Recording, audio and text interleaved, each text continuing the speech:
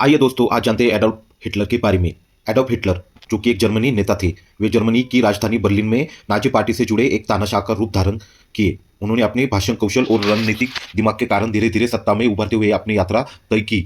उन्हें अपने सभी देशवासियों को आहत करने के साथ साथ उनके कई समर्थक भी थे जो उनके कर्मों में विश्वास करते थे। हिटलर की वक्तृत्व कौशल और चालाक रणनीतियों ने उन्हें एक देश की आत्मा को प्रभावित करने और मानव इतिहास में एक अत्यंत भयंकर अध्याय का मार्ग प्रदान किया। हालांकि उन्हें अपने कई समर्थकों का सहयोग मिला जिन्होंने अपने द्वारा द्वितीय विश्व युद्ध का आयोजन करने और विश्व के इतिहास के सबसे भयंकर नरसंहार की सृजन करने के परिणाम स्वरूप लाखों निर्दोष जीवनों को मौके पर हत्या करने में भूमिका निभाई।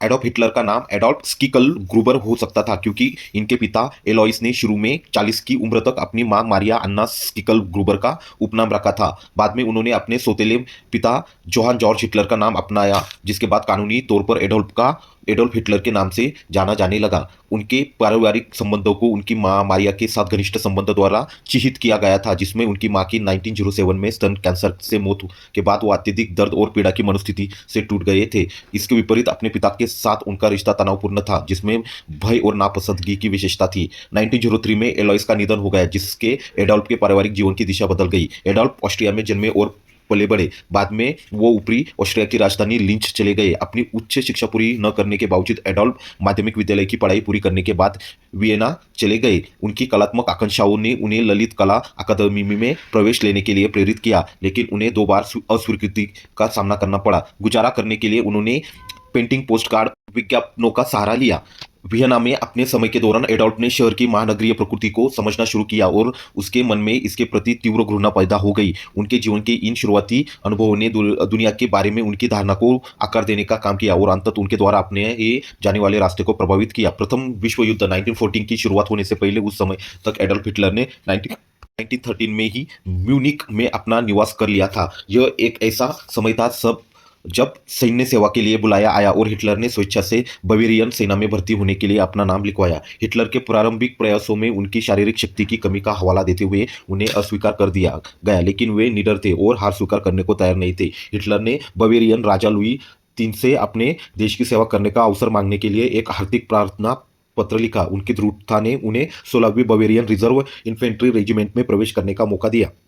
8 सप्ताह की कठिन प्रशिक्षण के बाद हिटलर को अक्टूबर 1914 में बेल्जियम में अग्रिम पंक्ति में भेज दिया गया, जहां उन्होंने वाइप्रेस की कष्टदायक पहली लड़ाई में भाग लिया। यह एक ऐसा मोड़ था जब हिटलर अपने वीरता के बलबूते सैन्य सेवा में शामिल हुए थे।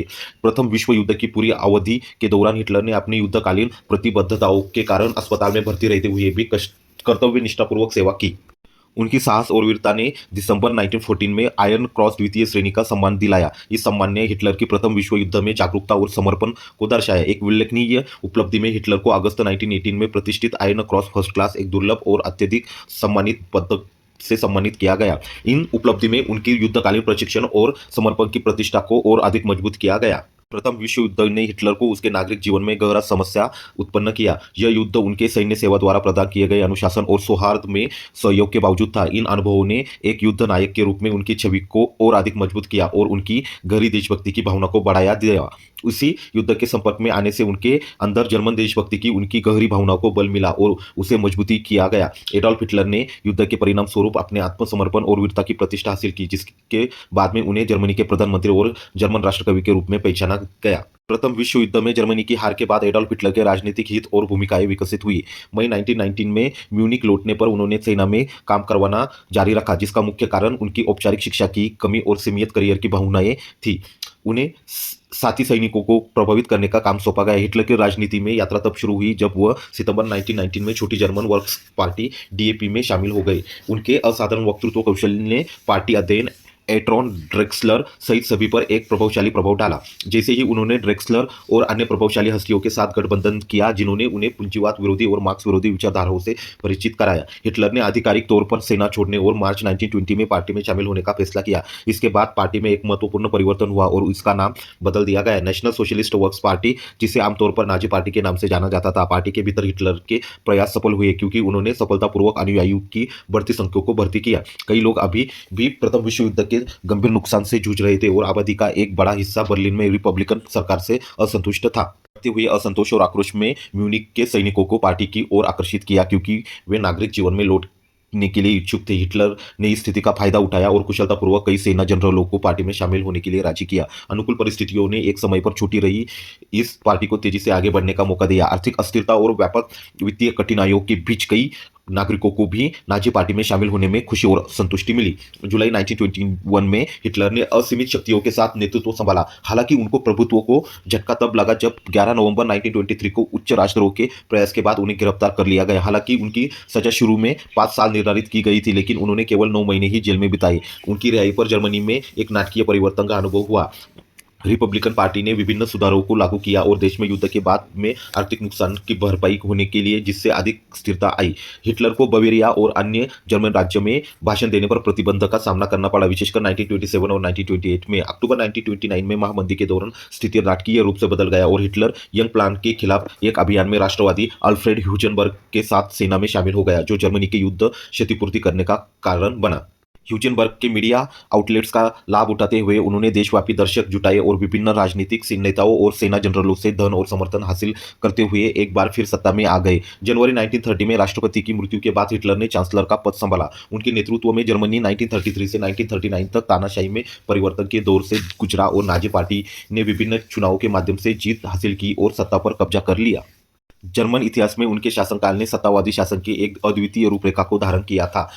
उनकी वैचारिक दृढ़ विश्वास में यहूदी विरोध का एक अत्यंत गहरा तनाव मौजूद था, जिसके कारण यहूदी समुदाय को लगातार अतकनीय पीड़ा का सामना करना पड़ा। यह अत्याचार, क्षेत्रीय विस्तार और व्यक्तिगत प्रतिशोध की उनकी निरंतर खोज में एक महत्वपूर्ण कदम था। उन्होंने चालाकी से जनता को बरग लाया और उन्हें विश्वास दिलाया कि केवल वे प्रथम विश्व युद्ध के कठोर परिणामों से उबर रहे थे, जिसमें जर्मनी ने महत्वपूर्ण पीड़ा सहन की थी। सितंबर 1939 में दुनिया ने उनकी महत्वाकांक्षा की पराकाष्ठा देखी जब उन्होंने पोलैंड पर आक्रमण का आदेश दिया। इसी दुस्साहसिक कृत्य के कारण फ्रांस और ब्रिटेन ने तीव्र प्रतिशोध लिया, जिन्होंने संकटग्रस्त पोलैंड को सैन्य समर्थन देने का वचन दिया। द्वितीय विश्व युद्ध का एक प्रलयंकारी संघर्ष जिसने किसी को नहीं छोड़ा, एक ऐसा युद्ध था जो महाद्वीपों तक फैला था, जिसमें अनगिनत राष्ट्र युद्ध के भंवर में फंस गए थे। यह संघर्ष कुछ ही लोगों तक सीमित नहीं था, बल्कि 30 देशों ने खुद को इस युद्ध में उलझा हुआ था।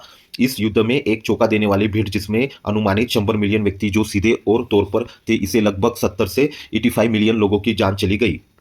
मई 1945 को दुनिया ने मानव इतिहास के एक अद्भुत अध्याय की शुरुआत की, जिसे हम द्वितीय विश्व युद्ध कहते हैं। जर्मन आत्मसमर्थन के बाद नाजी जर्मनी के प्रमुख नेता एडॉल्फ हिटलर ने एक दुखद घड़ी में अपना जीवन समाप्त किया। 1945 के 30 अप्रैल को वह अपने बर्लिन के निवास में छिपे तहखानों में थे और उन्होंने वहां एक बंदूक की गोली में से आत्महत्या की। उनके बगीचे में उनकी नवविवाहित पत्नी इवरा ब्राउन भी मौजूद थी और वह अपने निर्देशानुसार जहर पी रही थी। एडॉल्फ हिटलर की मृत्यु एक महत्वपूर्ण और रहस्यमय घटना थी, जिसका इतिहास में विशेष स्थान है। यह एक समय का सुनहरा पन्ना था, जिसने विश्व को एक नई दिशा की ओर मोड़ दिया। जैसे ही मित्र राष्ट्रों ने बर्लिन पर कब्जा कर लिया, सत्ता पर एडॉल्फ हिटलर की पकड़ कमजोर हो गई। तीसरी शक्ति, जिसकी उसने कभी एक स्थायी साम्राज्य के रूप में कल्पना की थी, तेजी से विघटित हो रहा था। 29 अप्रैल 1945 को हिटलर और उसकी लंबे समय की साथी युवा ब्राउन ने एक नागरिक समारोह में शादी करने का फैसला किया। उनका मिलन अल्पकालिक होना तय था। अगले ही दिन जोड़े के एक गंभीर खतरे का सामना करना पड़ा, क्योंकि मित्र देशों की सेना शहर के करीब पहुंची हुई थी। एडॉल्फ हिटलर को यह एहसास हुआ कि कब्जा नजदीक था। वह अपने भूमिगत बंकर की सीमा में पीछे हट गया। 30 अप्रैल 1945 को उन्होंने सिर पर गोली मारकर अपनी जान ले ली। जीवित पकड़े जाने के बजाय अपने जीवन को समाप्त करने के उनके निर्णय ने एक उथल-पुथल भरे युग का अंत कर दिया। उनकी नवविवाहित पत्नी इवा ब्राउन ने अपने पत्नी की इच्छा का पालन करते हुए जहर खाकर अपनी जान दे दी। उनका दुखद अंत तीसरी शक्ति के पतन और यूरोप के लिए एक नई शुरुआत का प्रतीक था। एडॉल्फ हिटलर का जीवन न केवल एक नाजी जर्मनी के नेता के रूप में रहा है, बल्कि वह एक समय के योद्धा भी रहे थे। वे पहले विश्व युद्ध में सैनिकी रूप में सेवा कर चुके थे और उन्हें उनकी सेवा के लिए प्रमाणित भी किया गया था, जिसका नाम आयरन क्रॉस, जो कि एक महत्वपूर्ण सैन्य सम्मान था। एडॉल्फ हिटलर के अंतिम पलों में भी उन्होंने अपने गुजरे हुए समय के इस प्रतीक को साथ दिया, उन्हें उनके गुजरे हुए समय की याद दिलाया था। उनकी इच्छा अनुसार एडॉल्फ हिटलर और इवा ब्राउन की लाशों को जलाया गया और उनके अवशेषों को दफन किए गए। इस कृत्य ने न केवल डिक्टेटर की इच्छाओं को पूरा किया, बल्कि उसके अस्तित्व की भौतिक प्रमाणों को भी मिटाया दिया गया। दुनिया ने इसको कार्य के परिणाम का सामना करने के लिए रुकने का सामना किया और द्वितीय विश्व युद्ध के नुकसान और कष्ट से उन्हें जूझना पड़ा। मई 1945 में द्वितीय विश्व युद्ध का समापन इतिहास में एक महत्वपूर्ण मोड़ था। एडॉल्फ हिटलर की आत्महत्या और तीसरी शक्ति का पतन इस परिवर्तन में महत्वपूर्ण तत्व थे, जबकि युद्ध ने तबाही और पीड़ा का निशान छोड़ा था, जिसने दुनिया के पुनर्निर्माण और अतीत से सीखने का मार्ग भी प्रशस्त किया।